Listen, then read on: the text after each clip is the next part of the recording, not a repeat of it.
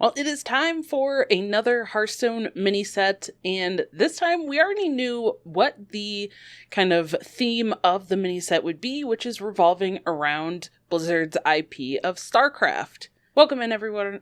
I'm Dragon Rider, Queen of Cards, and yeah, it's time to talk about this Starcraft mini set. We finally have some news and information about the mini set, so let's jump into it and talk about Heroes of Starcraft mini set. I love that they kind of tied the original Heroes of Warcraft name into this with Heroes of Starcraft. I think it's fun. So let's look at this information here. It kind of shows some different cards here. These are kind of the focal point, I would say, for the mini set, and we'll talk about the characters themselves a little bit later on, but the mini set is dropping January 21st and consists of 49 cards instead of the usual 38.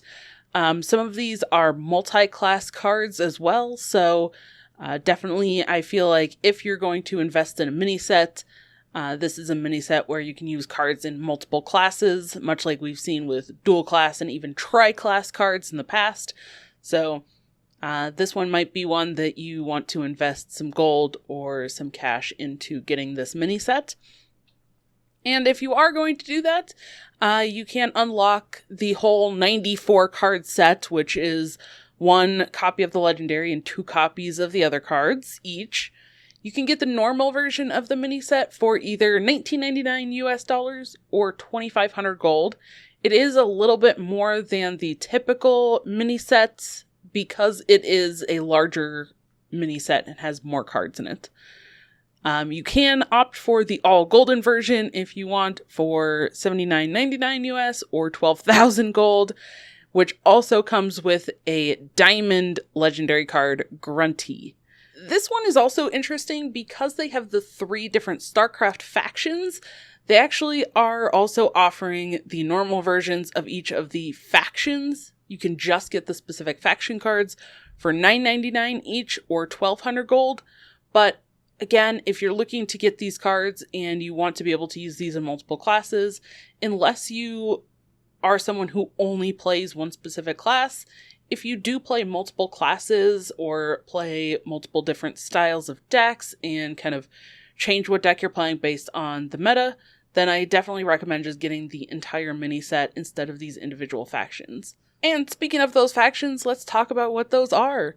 So these are split into the Zerg, the Protos, and the Taran, and those are the 3 main factions in StarCraft. So each faction has 5 cards that can be played across all of the classes within that faction. 2 of the factions have 4 classes, and then 1 of the factions has 3. And those cards that you can play across all of the classes include a legendary hero as the leader.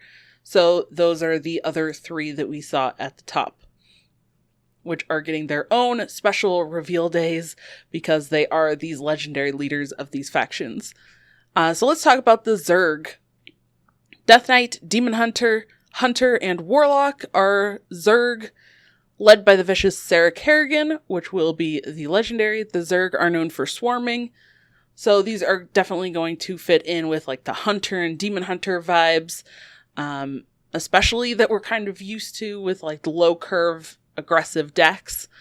And let's take a look at these cards here that are shown. So for these Zerg cards, we have Spawning Pool. This is a 1 mana, 2 durability or 2 use location. Get a 1/1 Zergling. Death Rattle, your Zerg minions have rush this turn. So when a card says get, that is going to put it into your hand. So you will get a Zergling card to put in your hand. And Zergling is also a playable card that you'll get in the mini set as well. It is a 1 mana 1/1 with Battlecry. Summon a copy of this. So if these are being played in any sort of deck where you can buff cards in your hand, buff minions, then you potentially could buff them up and then get a copy of it. You can tell under the mana crystal is the Zerg symbol, and that's how you know that it is part of that Zerg faction. The Zergling card and Spawning Pool both have a symbol over on the right side of the card, and that symbol actually denotes that can be used across the different factions of Zerg. And the third Zerg card they show here is Hydralisk. This is a hunter-specific Zerg card. 3 mana, 4/2. Battlecry, deal 2 damage to a random enemy. Repeat for each other Zerg minion you control. This one I really like. I think this is very similar in effect to other cards that we've seen before, but the fact that it just says random enemy does include the enemy's face, so you can actually hit your opponent with this as well. And Zerg is known for swarming and creating multiples, so I'm sure we'll see even more of that outside of Zergling as well. Then we get down to Protos, and Protos is Druid, Mage, Priest, and Rogue.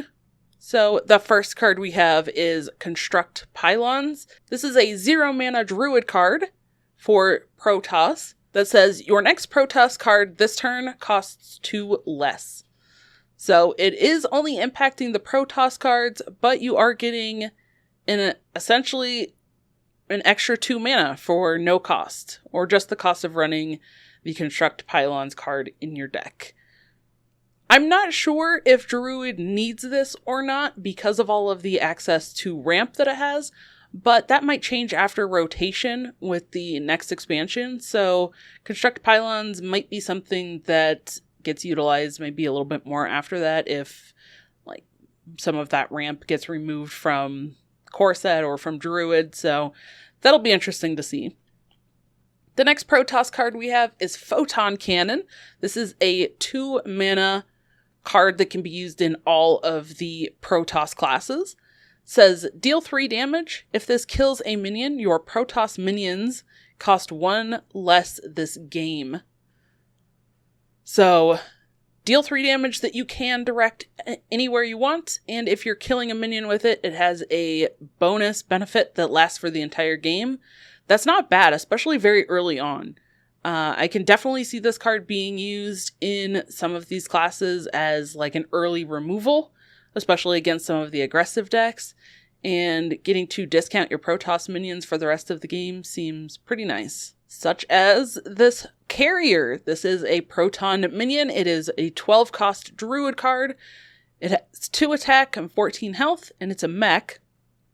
At the end of your turn, summon 4/1 interceptors that attack random enemies. And those interceptors do have their own art. And if they do get like put back in your hand or something, it does show that they are 2 costs. So you would have to pay 2 to replay them from your hand.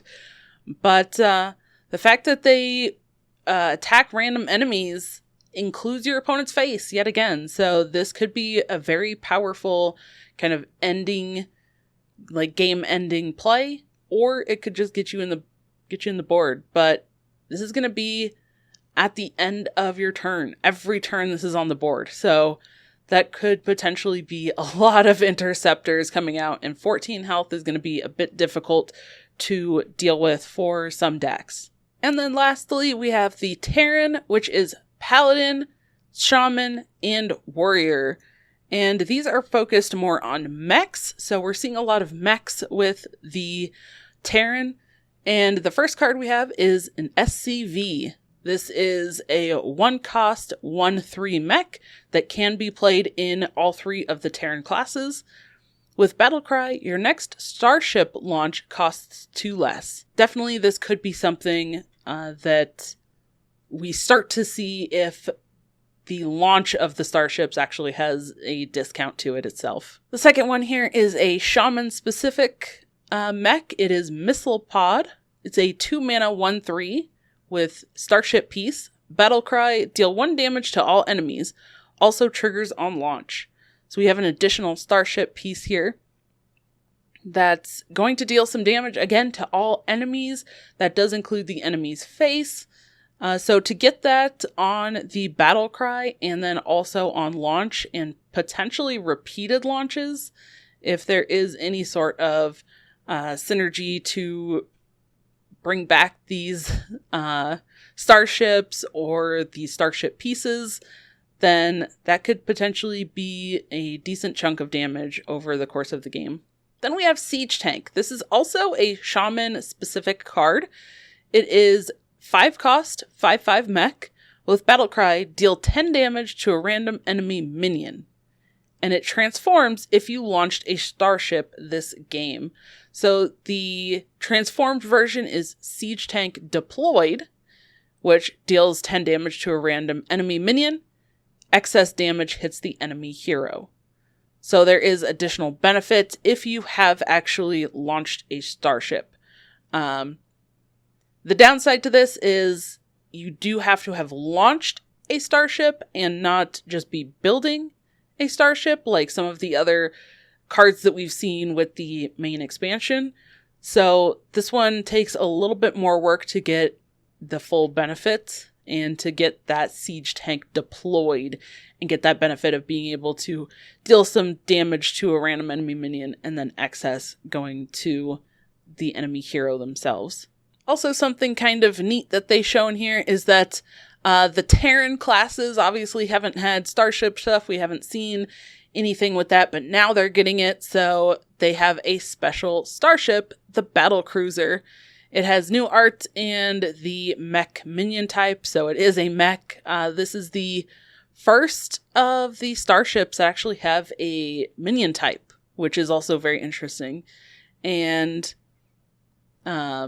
if you have a signature starship piece, you'll also get the signature art version of the Battle Cruiser. So if you are someone who enjoys that alternate art and getting some of those signatures and things like that, then you can be able to get that signature art version. Also, some really cool stuff they're doing this set. They have 2 events coming, which will have Twitch drops, but they have the Starcast, which is actually going to be a show match between Trump SC and Day 9, and it's going to be pretty exciting. They're going to be showing off and highlighting the heroes of Starcraft and the set as a whole. And Tasteless and Artosis, the Starcraft casters, will actually be casting this show match. So that's very exciting. That's going to be on January 23rd. And you can get a couple of packs for watching on Twitch. And then they have a Hearthcraft event where they have community members joining into 3 teams to represent each the Taran, Protos, and Zerg. Then Sottle will be kind of helping cast that along with some of the community members from the event as well. So that's going to be exciting. That's happening on January 24th. And there's also going to be a French cast by Solari HS, another big organization and group in the Hearthstone community. So another chance at some Twitch drops. And shout out to my girl, Curly Wordy. She is wonderful, and she is part of Team Zerg. She's also a member of my esports team, Amberflight Gaming. So definitely excited to see her and root for her and Team Zerg during the event. And of course, we have the reveal schedule. Basically, cards being revealed almost every day during the week. And then on January 21st, the patch will go live and the mini set will launch. And then 2 and 3 days after the launch of the mini set is when we will have those special social events. If you're someone that likes card reveals, alt arts, and talking about card games, I definitely would love if you could check out the latest episode of the TCCG Roundtable that goes live here on my channel every Friday, where we deep dive into card games, card game concepts, and all sorts of things. And this last week, we got to reveal a few alternate art cards for the upcoming Indie TCG Wild Hearts. Thank you so much for tuning in, and I'll see you in the next one.